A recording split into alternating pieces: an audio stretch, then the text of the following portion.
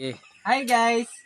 Ngayon naman guys, ang gagawin natin, gagawa tayo ng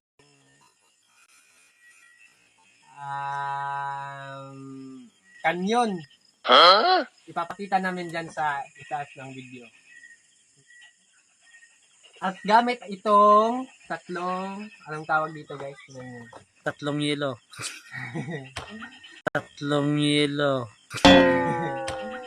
Tatlong clay po ito siya guys. Clay.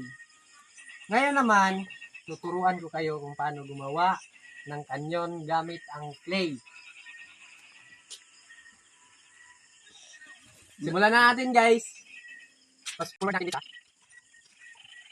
At dito guys, kailangan nyo lang gumawa ng ganito kapal na. At dito guys, kailangan nyo lang gumawa ng ganito kapal na, anong tawag dito? Basta bilog na mahaba.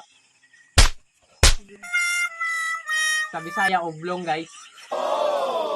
So ngayon guys, itong dalawang to, gamit lang kayo ng dalawang stick. Malaking may tutulong po ito para sa gawa ng kaysa mag-korte lang muna ito guys. Paki-like and follow na lang din sa video guys. Huwag niyong kakalimutan guys.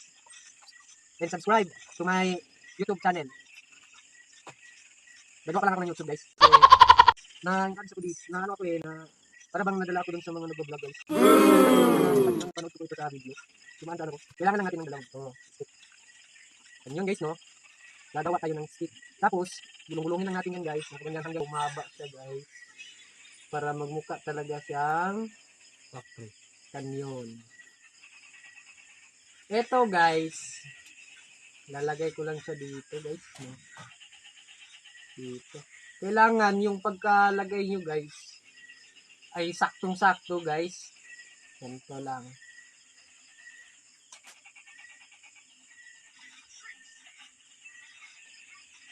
At itong stick naman dito sa kabila guys. Huwag niyong kakalimutan yung ano guys stick naman ito guys. Kailangan natin iliin dito sa ano para magmukha siyang ano. Tapos dito na natin siya iguguhit para magmukhang ano. Magmukhang kanyan. Ganito guys. Kita nyo ba guys? Ang ganda kanyan ng pagkakagawa natin guys no. Meron pang ano guys oh. Kita nyo yung buka niya guys. Nakapag tumutok po ito, masama po yung kakalabasan kasi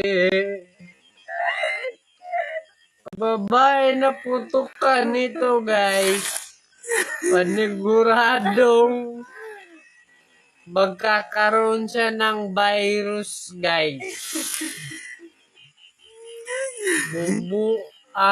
Lulubo yung tiyan niya guys hanggang 9 months.